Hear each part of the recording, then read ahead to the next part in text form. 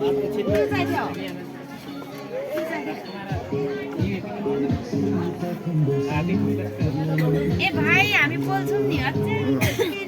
Everyone हाम्रो bagger season कुलुङको एकदम subscribe like comment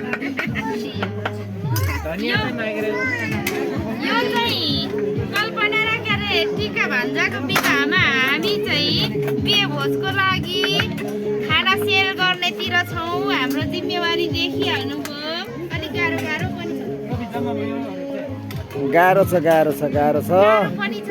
हामी आज लगातार खटेको चाहिँ 5 दिन भइसक्यो। 2टा बिहे भएको हुनाले हामी निद्राले अर्धा